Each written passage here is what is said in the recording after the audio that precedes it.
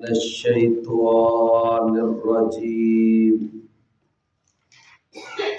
من همزه ونفخه ونفثه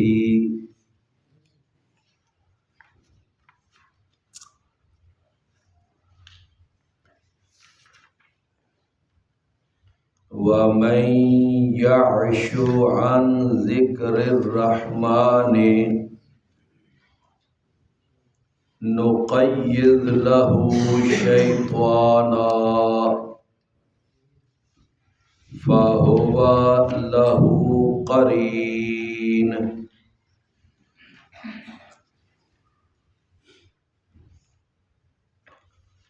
وإنهم ليصدونهم عن السبيل وَيَحْسَبُونَ أَنَّهُمْ مُهْتَدُونَ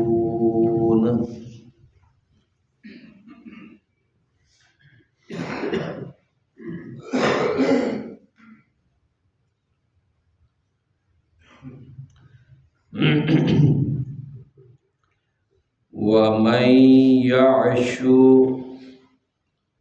اور جو اندھا بن جائے عن ذکر الرحمن رحمان کے ذکر سے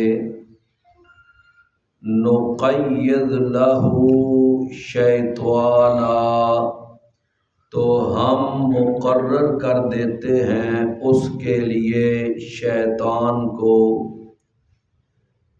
فَهُوَ لَهُ قَرِينٌ پس وہ اس کے لیے ساتھی بن جاتا ہے وَإِنَّهُمْ لَيَصُدُّونَهُمْ عَنِ السَّبِيلِ اور بے شک وہ یقیناً روکتے ہیں ان کو عن السبیل سیدھے راستے سے وَيَحْسَبُونَ اور وہ گمان کرتے ہیں أَنَّهُمْ مُهْتَدُونَ کہ بے شک وہ ہدایت یافتہ ہیں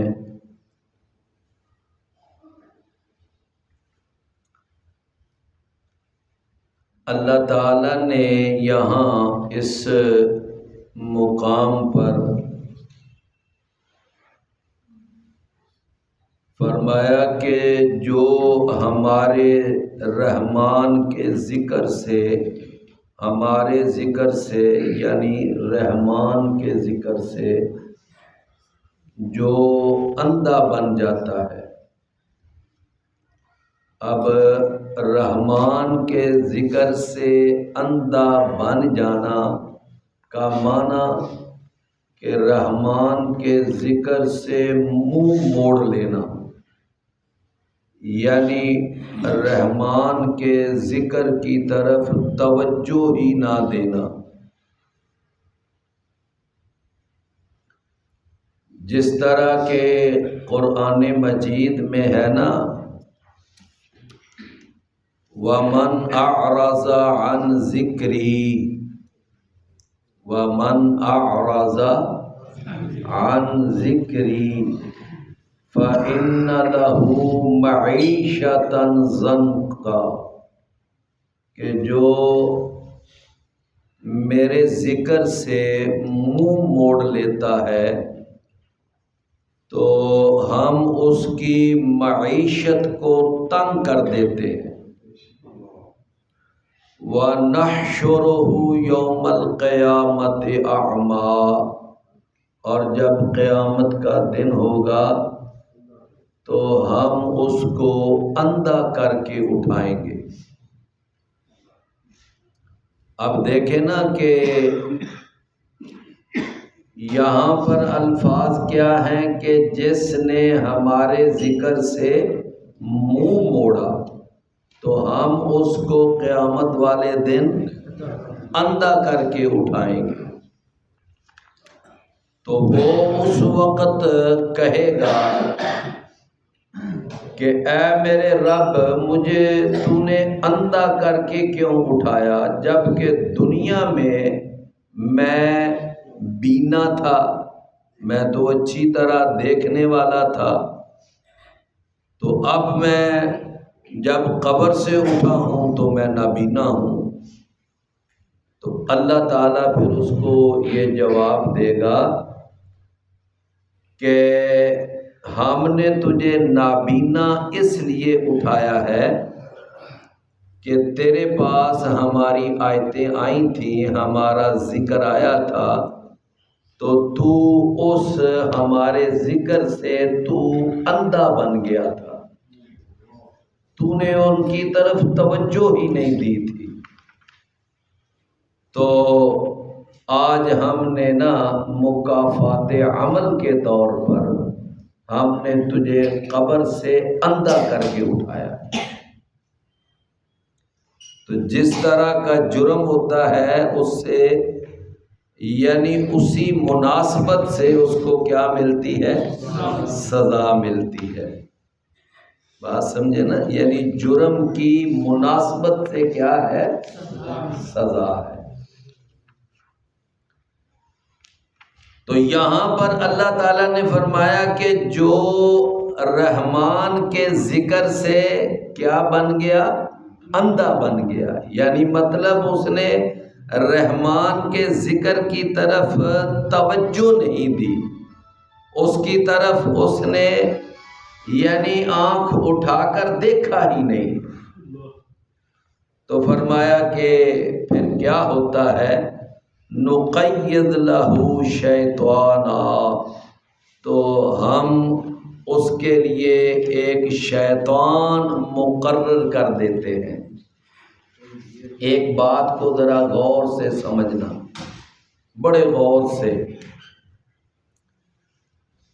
کہ یہ جو شیطان مقرر کیا جاتا ہے، جب کوئی آدمی اللہ کے ذکر سے، اللہ کے دین سے، اللہ کی شریعت سے اور شریعت کی پابندی سے جب کوئی آدمی بالکل پیچھے ہٹ جاتا ہے، تو نتیجتاً اس کے اوپر ایک شیطان کا چیلا مقرر ہو جاتا۔ وہ پھر شیطان جو ہے اس کے ساتھ چمٹ جاتا ہے۔ قرین کا معنی کیا ہے؟ ہر وقت ساتھ رہنے والا ساتھی۔ وہ شیطان کی طرف سے ایک چیلا، شیطان کا شتونگڑا، وہ اس کے ساتھ ساتھی بن جاتا ہے۔ تو وہ جو شیطان کا جو چیلا ہوتا ہے، جو شیطان کی طرف سے مقرر کیا ہوا ایک شیطان ہوتا ہے، تو وہ پھر اس کو یعنی برائی کی طرف لاتا ہے۔ کس کی طرف لاتا ہے؟ برائی کی طرف۔ مطلب ہے اس کو برے کاموں کی طرف لے کے جاتا ہے، برے کاموں پہ اکساتا ہے۔ تو پھر وہ جو شیطان کا چیلا ہوتا ہے وہ اس کو کدھر لے کے جاتا ہے؟ برائی کی طرف۔ اللہ اکبر۔ وہ جو شیطان کا چیلا ہوتا ہے، یہاں اللہ تعالیٰ نے فرمایا نقیض لہ شیطانا، تو ہم اس کے ساتھ کوئی نہ کوئی شیطان ہم اس کے اوپر مقرر کر دیتے ہیں۔ اور آپ یہ بات جانتے ہیں کہ شیطان صرف جنات میں سے نہیں ہوتے، شیطان جو ہوتے ہیں وہ انسانوں میں سے بھی ہوتے ہیں شیاطین، شیطان جو ہوتے ہیں وہ انسانوں میں سے بھی ہوتے ہیں۔ قرآن مجید میں اللہ تعالیٰ نے سورہ البقرہ میں بیان کیا، وَإِذَا خَلَوْا إِلَىٰ شَيَاطِينِهِمْ، کہ جب وہ خلوت اختیار کرتے ہیں، جب وہ علیحدہ ہوتے ہیں، کہاں علیحدہ ہوتے ہیں؟ الی شیاطینہم، اپنے شیطانوں کی طرف۔ یہاں شیطانوں سے کیا جنات کے شیطان مراد ہیں؟ نہیں، یہاں شیطانوں سے مراد ہیں یعنی وہ بڑے بڑے منافقین کے جو سردار ہیں، یا وہ یہودیوں کے جو بڑے بڑے شیطان ہیں، وہ یعنی انسانی شیطان مراد ہیں۔ شیطان صرف جنات میں سے نہیں ہوتے، شیطان جنوں سے بھی ہوتے ہیں اور انسانوں میں سے بھی ہوتے ہیں۔ قرآن مجید کی آخری سورت اور آخری سورت کی آخری آیت کیا ہے؟ قرآن مجید کی آخری سورت اور آخری سورت کی آخری آیت کیا ہے بھلا؟ من الجنۃ والناس۔ فرمایا یہ جو شیطان ہوتے ہیں یہ جنوں میں سے بھی ہوتے ہیں اور یہ شیطان انسانوں میں سے بھی ہوتے ہیں۔ تو جب کوئی آدمی رحمان کے ذکر سے منہ موڑ لیتا ہے، پیچھے ہٹ جاتا ہے اور وہ گندے کاموں میں پڑ جاتا ہے اور وہ یعنی گناہوں میں ڈوب جاتا ہے، بس اس کا ساری اس کی توجہ وہ گندے ہی کاموں کے اندر ہو جاتی ہے، نماز سے غافل ہو جاتا ہے، تلاوت سے غافل ہو جاتا ہے اور دیگر جو احکام ارکان اسلام ہیں ان سے غافل ہو جاتا ہے، اور پھر وہ یعنی سارا دن جھوٹ بولتا ہے، وعدہ خلافیاں کرتا ہے، بددیانتیاں کرتا ہے، گالی گلوچ کرتا ہے، سود کھاتا ہے، جوا کھیلتا ہے، شرابیں پیتا ہے، بدکاریاں کرتا ہے۔ اس کا معنی کہ یہ جو ہے نا یہ رحمان کے ذکر سے اندھا ہو گیا ہے، اور اب اس کے ساتھ ایک شیطان لگا ہوا ہے، اور وہ شیطان ہر وقت اس کو کس کی طرف لاتا ہے؟ برائی کی طرف، وہ چاہے جنوں میں سے ہو چاہے انسانوں میں سے۔ اب آپ دیکھ لیں کتنے ہوتے ہیں، آؤ یار پھر ایک بازی لا لئیے، آؤ نا پھر چلیے فلم پہ آئیے، وہ کون کہہ رہے ہوتے ہیں؟ وہ انسان ہی کہہ رہے ہوتے ہیں، وہ انسان ہے لیکن وہ شیطان ہے، یعنی جو آپ کو برائی کی طرف لے کے جا رہا ہے۔ کس کی طرف لے کے جا رہا ہے؟ برائی کی طرف لے کے جا رہا ہے، گندے کاموں کی طرف آپ کو اکسا رہا ہے۔ تو یہ سمجھ لو کہ یہ شیطان ہے جو آپ کی طرف مقرر کیا گیا، اور اللہ تعالیٰ نے کیا فرمایا؟ حالانکہ یہ جو شیطان کا تقرر ہے یہ انسان کی اپنی بدعمالیوں کی وجہ سے ہے، انسان کی اپنی غفلت کا نتیجہ ہے اور دین سے دوری کا نتیجہ ہے، لیکن یہ ہے کہ اللہ نے کیا فرمایا کہ ہم اس کے اوپر ایک شیطان مقرر کر دیتے ہیں۔ اللہ نے اس کے تقرر کی نسبت اپنی طرف کی ہے، کیونکہ اللہ کے حکم کے بغیر کوئی چیز ہو سکتی ہے؟ پتہ بھی نہیں ہل سکتا، سمجھے نا میرے بھائیوں؟ ہر قسم کے فعل کا خالق کون ہے؟ وہ اللہ ہی ہے۔ اللہ چاہے تو روک لے، اللہ چاہے تو نہ روکے۔ تو فرمایا ہم اس کے لیے ایک شیطان مقرر کر دیتے ہیں، وہ جنوں میں سے ہو یا انسانوں میں سے۔ اللہ اکبر۔ فَهُوَ لَهُ قَرِينٌ، تو بس وہ اس کے لیے کیا بن جاتا ہے؟ ساتھی بن جاتا ہے۔ وہ ہر وقت اس کے ساتھ چمٹا رہتا ہے، ہر وقت اس کے ساتھ لگا رہتا ہے۔ اللہ فرمایا کہ فَهُوَ لَهُ قَرِينٌ وَإِنَّهُمْ لَيَصُدُّونَهُمْ عَنِ السَّبِيلِ فرمایا کہ وہ جو اس کا دوست بن جاتا ہے، اس کا کیا بن جاتا ہے؟ ساتھی۔ اب وہ اس کا دوست بن کر کیا کرتا ہے؟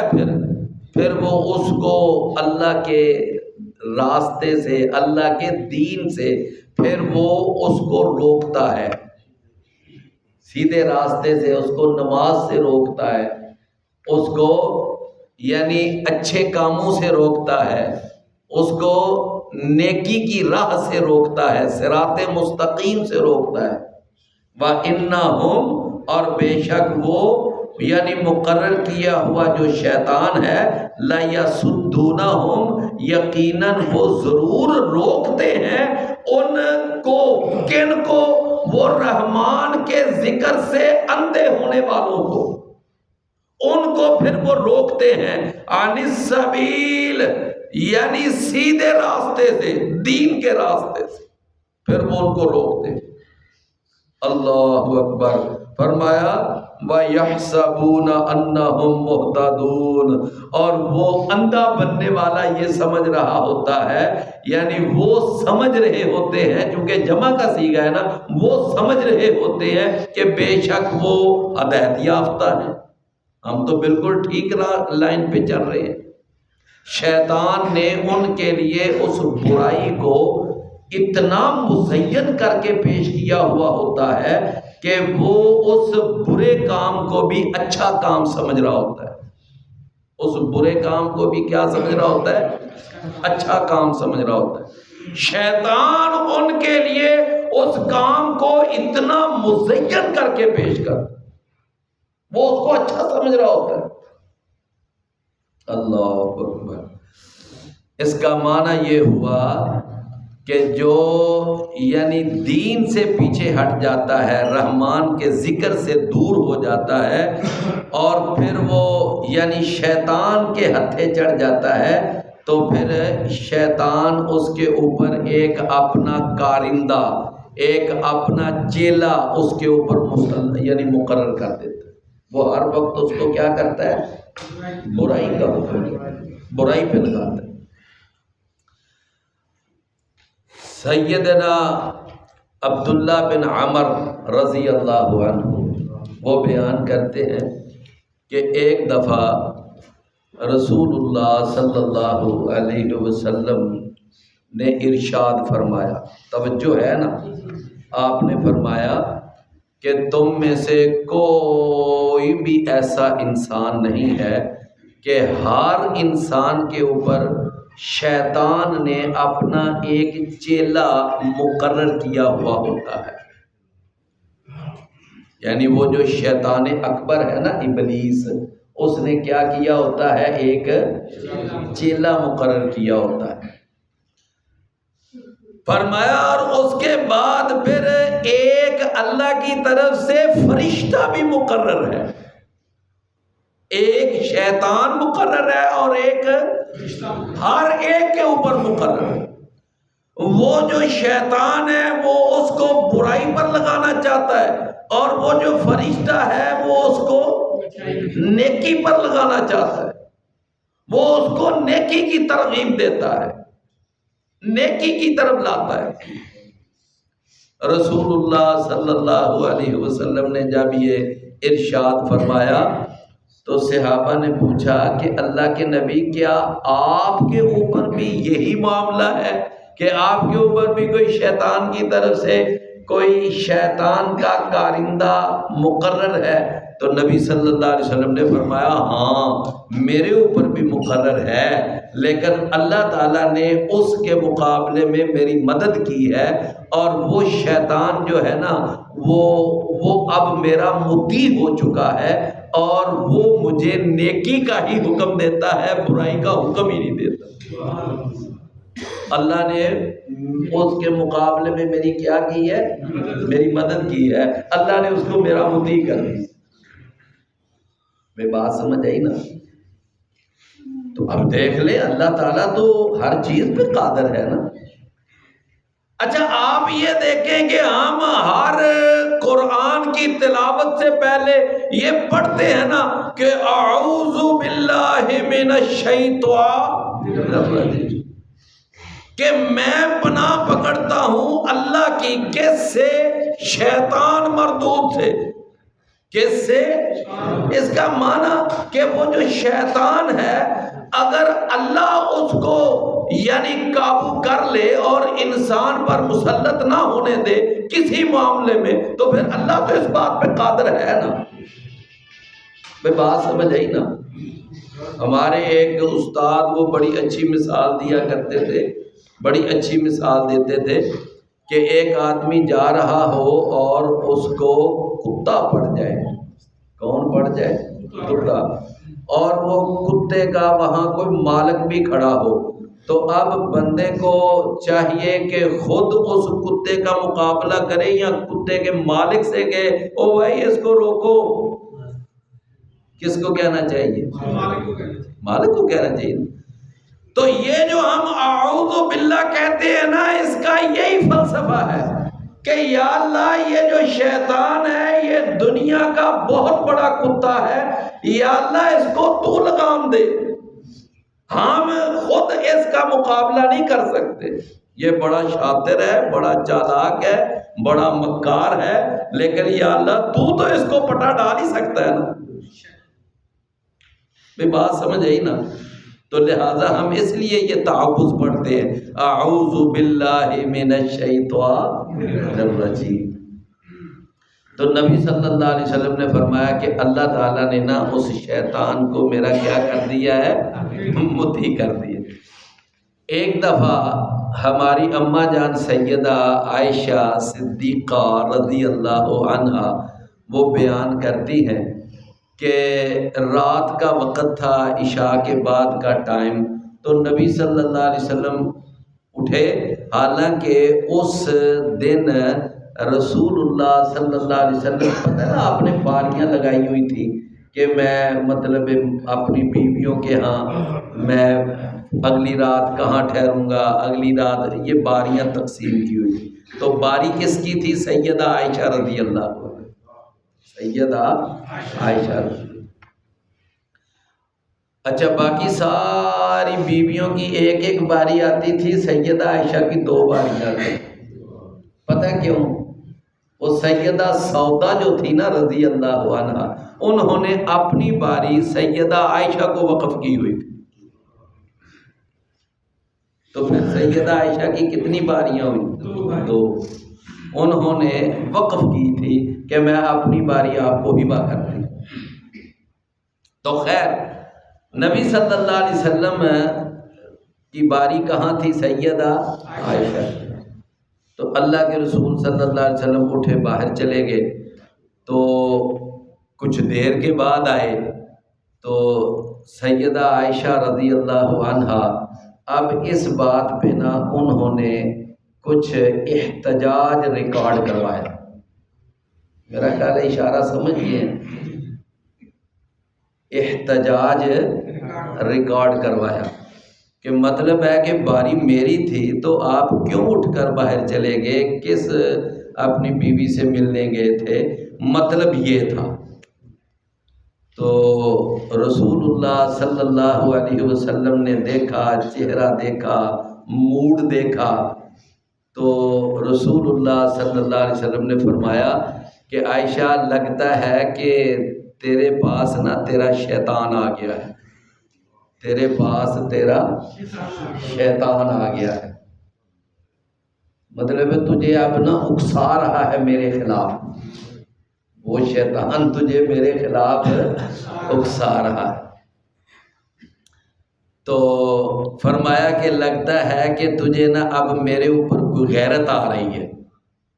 تو سیدہ عائشہ فرماتی ہے مجھے غیرت کیوں نہ آئے، میرے جیسی بیوی کو آپ جیسے شوہر پر غیرت کیوں نہ آئے، مجھے واقعی غیرت آ رہی ہے کہ باری میری تھی اور آپ اٹھ کر کہیں اور چلے گئے۔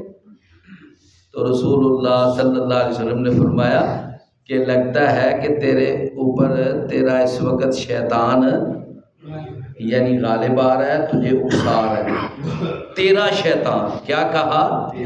تیرا شیطان۔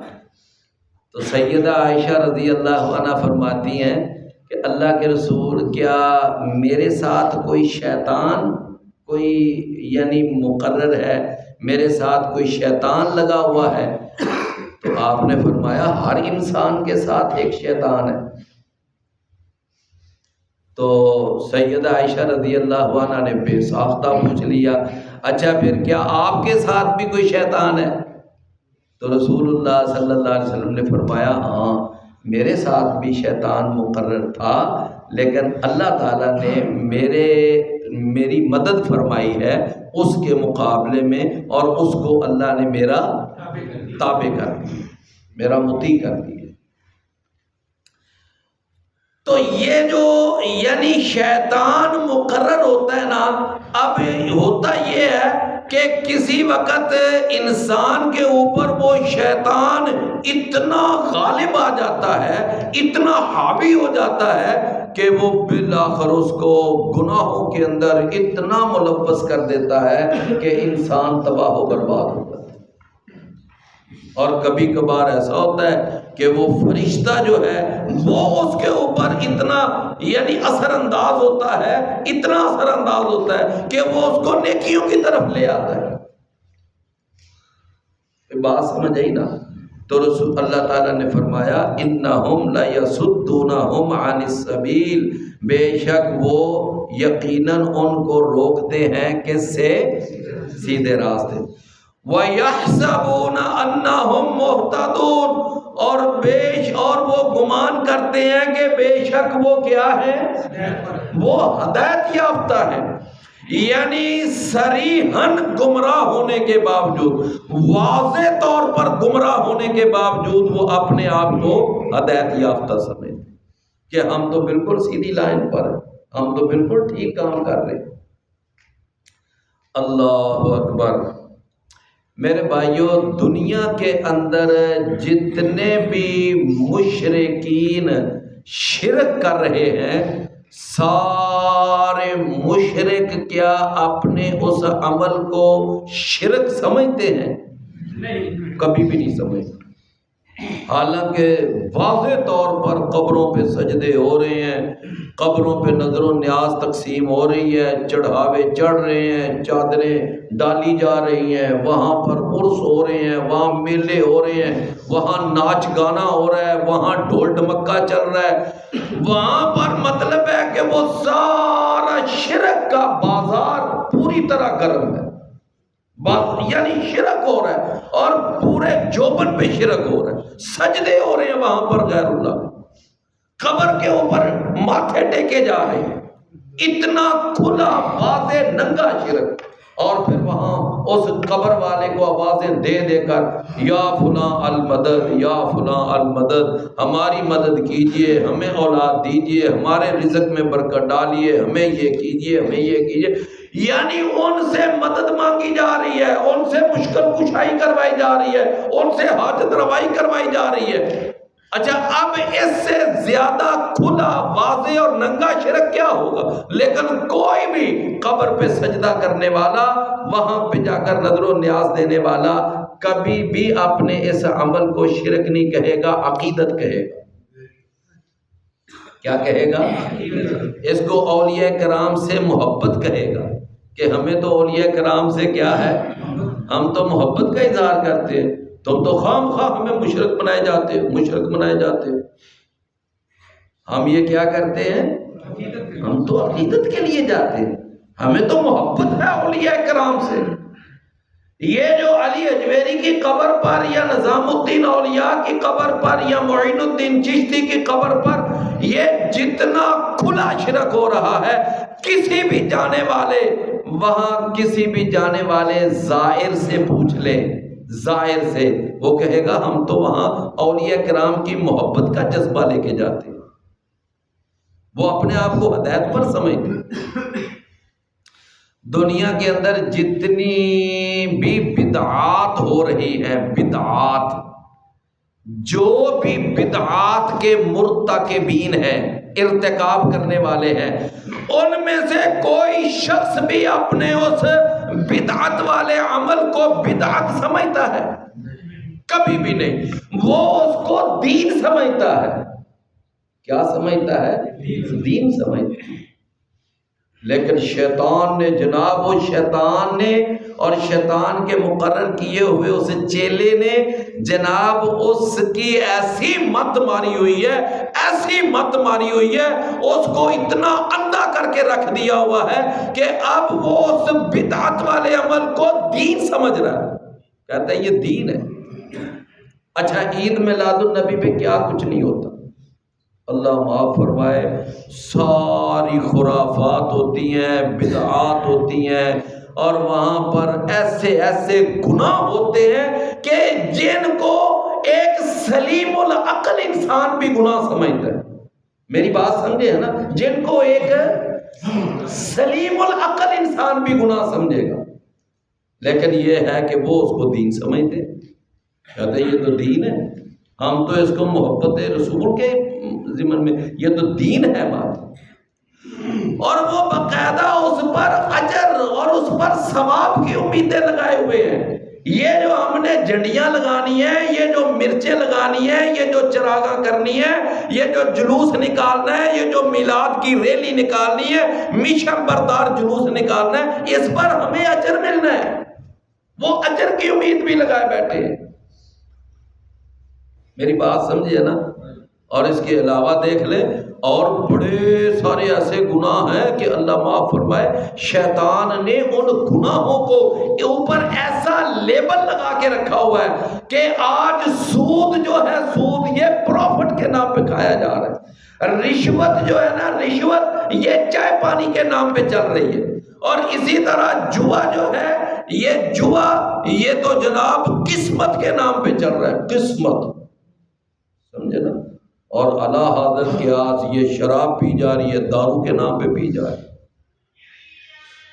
اور بے پردگی اور فحاشی اور عریانی، یہ سارے کام جو ہیں یہ فیشن کے طور پر، ماڈرنزم اور جدت کے نام پر ہو رہے ہیں، تفریح کے نام پر۔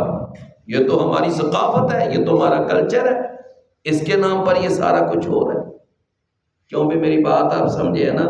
اللہ کا قرآن کہتا ہے کہ وہ جو شیطان کی طرف سے چیلا مقرر ہوتا ہے نا، وہ اس کو وہ ہر کام اتنا مزین کر کے پیش کرتا ہے کہ وہ انسان کی طرف سے شیطان مقرر ہو یا جن کی طرف سے، وہ کیا کرتا ہے، اس کو اتنا مزین کر کے پیش کرتا ہے کہ وہ اس کو بڑا اچھا عمل سمجھتا ہے، شرک کو عقیدت کے رنگ میں کرتا ہے، بدعات کو دین کے نام پہ کرتا ہے، اور جوا جو ہے وہ جناب اس کو قسمت کے نام پہ، اور خوش قسمتی، اللہ یہ جی ہماری خوش قسمتی ہے،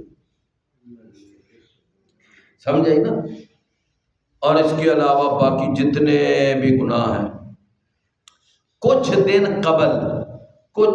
قبل آپ کو یاد ہوگا کہ ادھر راہ والی کے قریب ایک مائی کا چہلم ہوا ہے، یہ میڈیا پہ بڑا چڑھا ہوا ہے، اللہ اکبر، یعنی آپ اندازہ کریں کہ اس میں یعنی کوئی 7,000 کہہ رہا ہے، کوئی 8,000 کہہ رہا ہے، اور ایک اس کے اندر یہ بھی ہے کہ 12,000 انہوں نے وہاں مہمان بلائے، اور وہاں پر یہ جو کاجو اور پستہ اور بادام اور پھر یہ چیزیں ان کی بوریاں آئیں، اور ان کے حلوے پکے اور ان پہ سویٹ ڈشیں پکی، اور سارا چھوٹا گوشت بکرے اور چھترے وہاں ذبح ہوئے۔ اور میرے پیارے بھائیوں، آج صبح ایک بھائی مجھے بتا رہا تھا کہ 2-2.5 کروڑ روپیہ لگا اس کو، آج صبح کی بات، کتنا 2-2.5 کروڑ اس پہ خرچ ہوا جی۔ تو بہرحال یہ اتنا پیسہ برباد ہوا، اور کس پہ؟ چہلم پر۔ اچھا، وہ جس مائی کا چہلم ہوا وہ ساری زندگی مانگتی رہی، اور اس کے پاؤں میں جوتا تک نہیں ہوتا، کہتے ہیں وہ جوتا نہیں پہنتی تھی، ننگے پاؤں مانگتی تھی، میرے پیارے عزیز بھائیوں، میری بات کو سمجھیں کہ دیکھو اللہ تعالیٰ کا قرآن کس طرح ہمیں بات سمجھاتا ہے کہ وَيَحْسَبُونَ أَنَّهُمْ مُهْتَدُونَ، اور وہ یہ سمجھتے ہیں کہ ہم ہدایت پر ہیں، ہم بڑا اچھا کام کر رہے ہیں۔ وہ اتنا پیسہ برباد کر رہے ہیں اور اتنا پیسہ ضائع کر رہے ہیں، اور کس کام پہ؟ ایک بدعت والے کام پہ۔ اور اب مقصد کیا ہے؟ ہماری دنیا میں بلے بلے ہو جائے، ہم نیٹ پہ مشہور ہو جائیں، پوری دنیا میں ہمارے تذکرے ہوں، واہ جی واہ کیا کر دیا جی، کیا کر دیا، بس یہی ہے۔ اور میرے پیارے بھائیوں، اس طرح مشہوری کے لیے، تذکرے کروانے کے لیے تو اللہ کو شہادت والا عمل اچھا نہیں لگتا۔ شہادت کتنا عظیم عمل ہے، یہ رسم چہلم تو پھر بدعت ہے۔ یہ رسم چہلم جو ہے یہ کیا ہے؟ یہ تو پھر بدعت کی بدعت ہے۔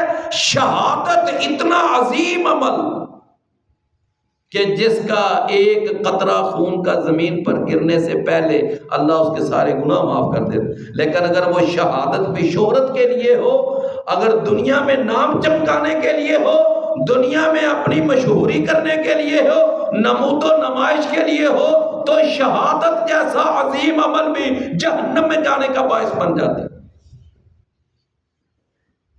تو بہرحال میں عرض کر رہا تھا کہ یہ شیطان کا کیسا وار ہے۔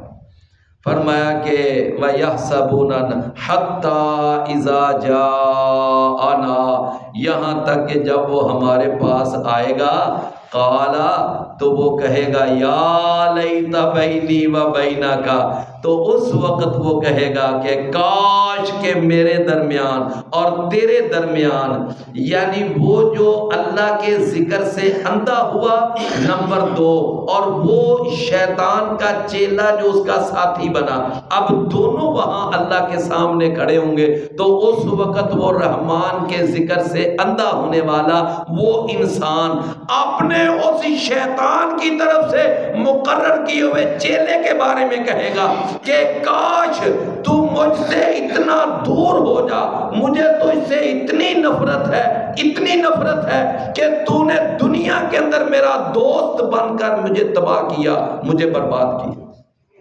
کیا بن کر؟ میرا دوست بن کر تو نے دوستی میں مجھے ایسا دھوکہ دیا، اوپر سے دوستی کا ڈھونگ رچایا، لیکن اندر سے تو مجھے برباد کرتا تھا۔ تو میری بات آپ سمجھے ہیں کہ نہیں؟ یا لیتا بینی و بینک بعد المشرقین، کہ آج جتنی مشرقین، یہاں مشرقین سے مراد مشرق اور مغرب ہے۔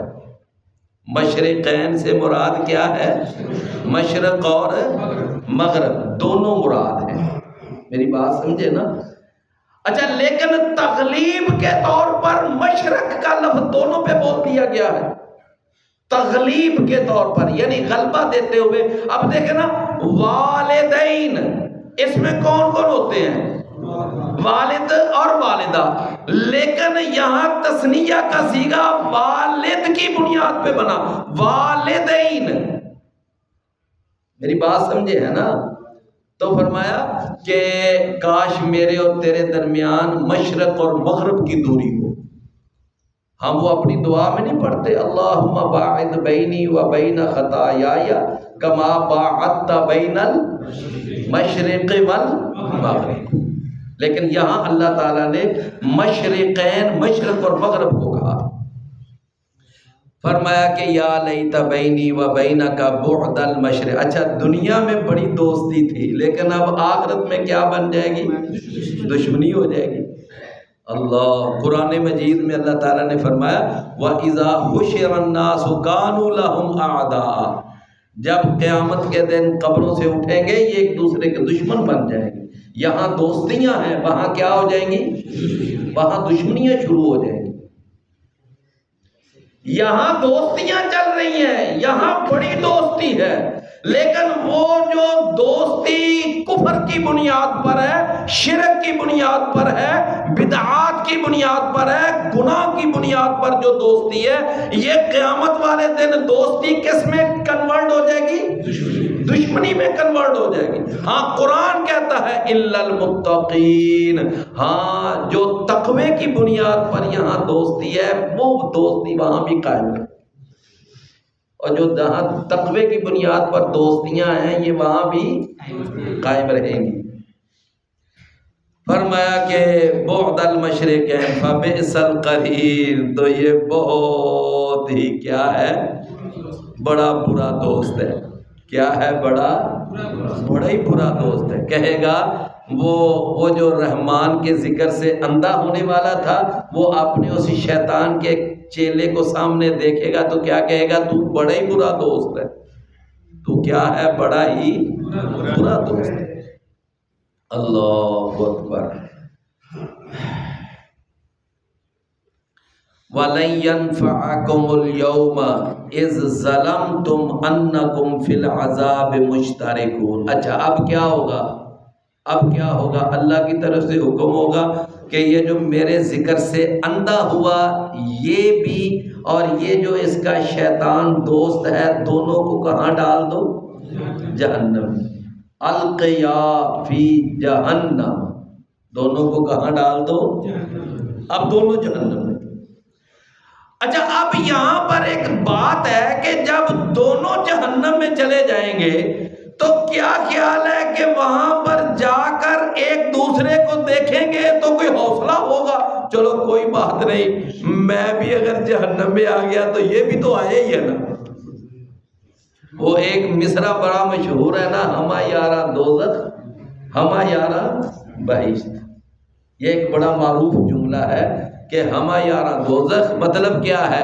او اسی سارے یار مل کے اگر اسی جہنم میں بھی ٹر گئے نا تو اتھے بھی ساڈا دل لگا رہے، سمجھے نا؟ یعنی ہم سب دوستوں نے اگر جانا ہے تو جہنم میں بھی اکٹھے جانا ہے، اور اگر جانا ہے تو جنت میں بھی اکٹھے جانا ہے، یعنی اتنی ہماری دوستی ہے۔ یہ ایک محاورہ بنا ہو میرے بھائیوں، یہ صرف طفل تسلیاں ہیں۔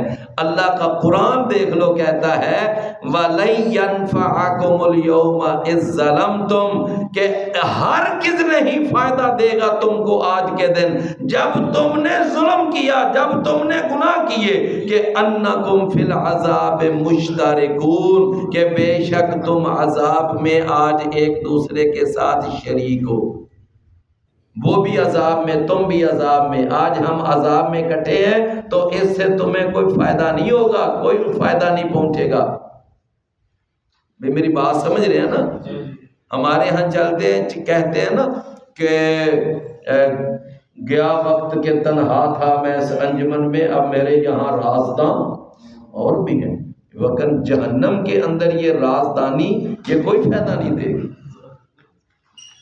وہاں کوئی فائدہ نہیں دے گی۔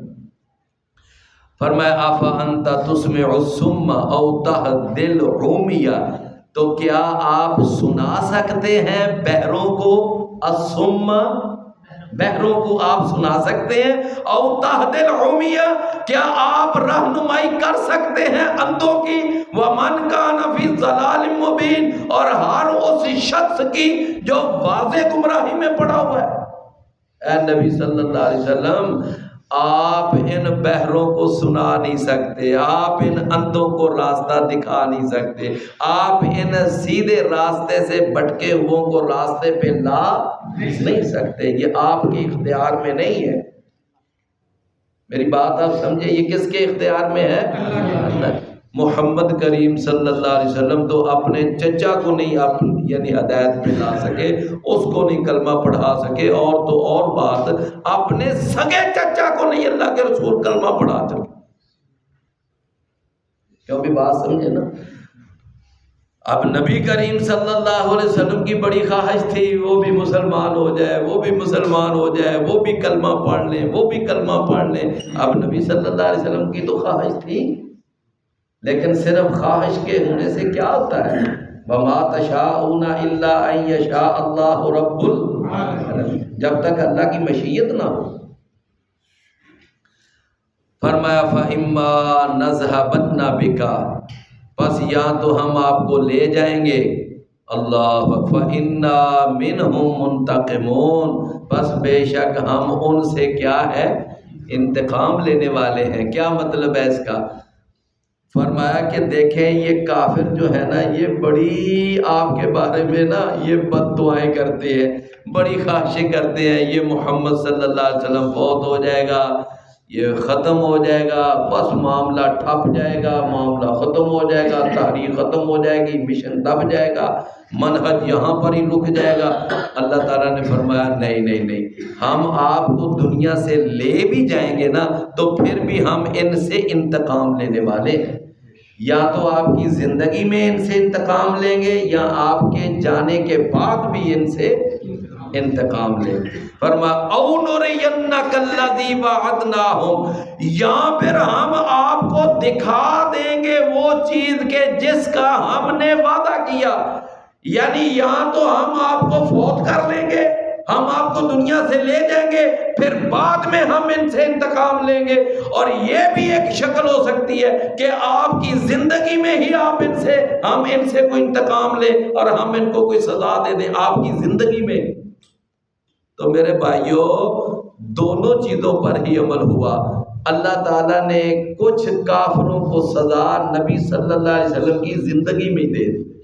بدر کے دن سزا ملی تھی کہ نہیں؟ کہ تھوڑی سزا ملی؟ 313 نے 1000 کے چھکے چھڑائے، اور پھر 70 ان کے وہاں بڑے بڑے سردار چوٹی کے مارے گئے، اور پھر 70 وہاں قیدی بنے اور ان کو باندھ کے لایا گیا، اور پورے عرب کے اندر ذلت اور رسوائی، اور تسی ہزاروں کے مار کھا گئے۔ گل سمجھو نا، پورے عرب میں ان کی رسوائی ہوئی، کسی کے سامنے منہ دکھانے کے قابل نہیں رہے تھے۔ تو یہ اللہ تعالیٰ نے ان کو نبی صلی اللہ علیہ وسلم کی زندگی میں سزا دی۔ اچھا اس کے بعد پھر جب مکہ فتح ہوا تو پھر اس وقت بھی بڑی اللہ نے سخت سزا دی۔ تو فرمایا او نرینک الذی، یا ہم آپ کو دکھا دیں گے جس کا ہم نے ان سے وعدہ کیا ہے، فَإِنَّا عَلَيْهِمْ مُقْتَدِرُونَ، بس بے شک ہم ان پر کیا ہیں، قدرت رکھنے والے ہیں۔ فرمایا فَاسْتَمْسِكْ بِالَّذِي أُوحِيَ إِلَيْكَ، بس اے نبی صلی اللہ علیہ وسلم آپ مضبوطی سے پکڑیں۔ کس کو مضبوطی سے پکڑیں؟ بِالَّذِي أُوحِيَ إِلَيْكَ، اس وحی کو کہ جو آپ کی طرف وحی کی گئی ہے، یعنی قرآن اور حدیث۔ کس کو مضبوطی سے پکڑیں؟ قرآن، اور یہی وہ مضبوط کڑا ہے۔ فَمَنِ اسْتَمْسَكَ بِالْعُرْوَةِ الْوُثْقَىٰ لَا انفِصَامَ لَهَا، وہ مضبوط کڑا وہ یہی قرآن اور حدیث۔ فرمایا اِنَّكَ عَلَىٰ صِرَاطٍ مُسْتَقِيمٍ، اے نبی صلی اللہ علیہ وسلم بے شک آپ کیا ہیں، صراط مستقیم۔ وَإِنَّهُ لَذِكْرٌ لَكَ وَلِقَوْمِكَ، یہ قرآن مجید سے تو ایسے ہی بے مقصد نفرت کرتے ہیں اور اس سے بدکتے ہیں، حالانکہ یہ قرآن مجید جو ہے یہ آپ کے لیے بھی نصیحت ہے، وَلِقَوْمِكَ، اور تیری قوم کے لیے بھی نصیحت ہے۔ اس قرآن کے اندر تو ابو جہل کے لیے بھی نصیحت ہے، اس کے اندر تو ابو لہب کے لیے بھی نصیحت ہے، عتبہ اور شیبہ کے لیے بھی نصیحت ہے، اس کے اندر تو آپ کی ساری قوم کے لیے نصیحت کا سامان موجود ہے۔ فرمایا وَلَسَوْفَ تُسْأَلُونَ، اور ان قریب تم سے فرمایا وَاسْأَلْ مَنْ أَرْسَلْنَا مِنْ قَبْلِكَ مِنْ رُسُلِنَا، توجہ ہے نا، یہ آخری آیت ہے، ذرا غور سے سننا۔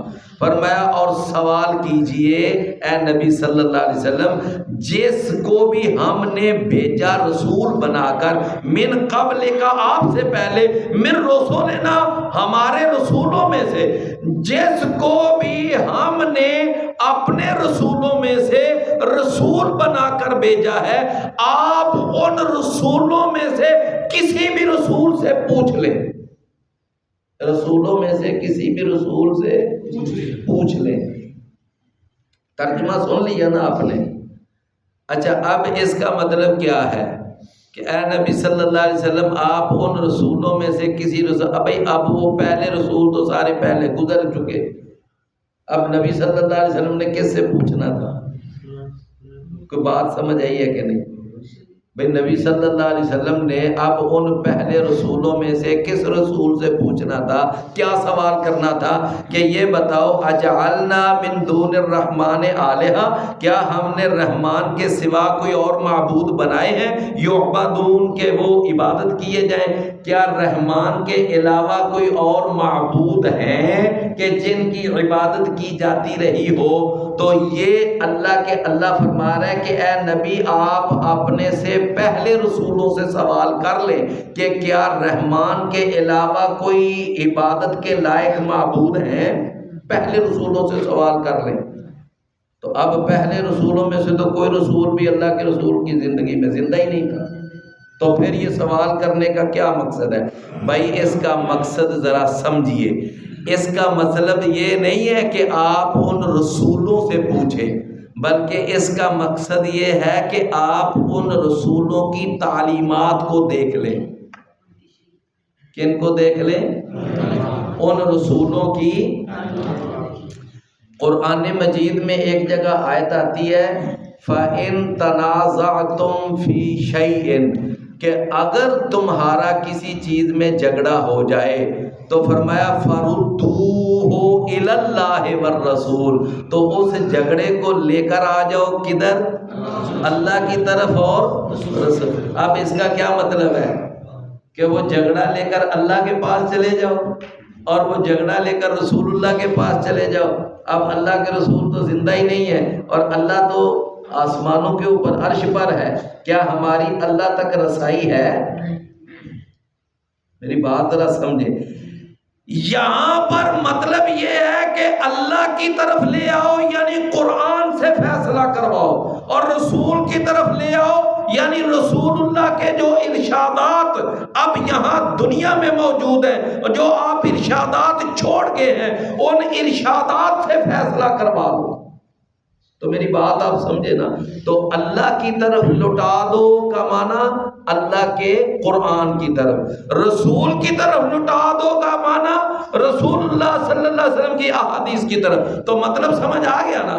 تو اسی طرح یہ جو اللہ کہہ رہے ہیں نا کہ اے نبی اپنے سے پہلے رسولوں سے پوچھ لیں کہ کیا ہم نے رحمان کے علاوہ کوئی معبود بنائے ہیں جن کی عبادت کی جائے، یہ سوال آپ پہلے رسولوں سے پوچھ لیں۔ تو اب پہلے رسولوں سے پوچھنے کا معنی کہ ان کی تعلیمات کو دیکھ لو، ان میں سے کوئی نبی بھی ایسا نہیں ہے کہ جس کی تعلیم میں یہ بات ہو کہ رحمان کے علاوہ بھی کوئی معبود ہے۔ ہر نبی رسول کی تعلیمات میں یہی تھا کہ اللہ کے سوا کوئی عبادت کے لائق نہیں ہے۔ تو بھائی بات سمجھ آ گئی نا؟ وَاسْأَلْ مَنْ أَرْسَلْنَا مِنْ قَبْلِكَ مِنْ رُسُلِنَا، تو آپ سوال کریں جن کو بھی ہم نے آپ سے پہلے بھیجا رسولوں میں سے، اجعلنا من دون الرحمن آلہہ، کیا ہم نے رحمان کے علاوہ کوئی معبود بنائے ہیں یعبدون کہ جن کی عبادت کی جاتی رہی۔ اللہ عمل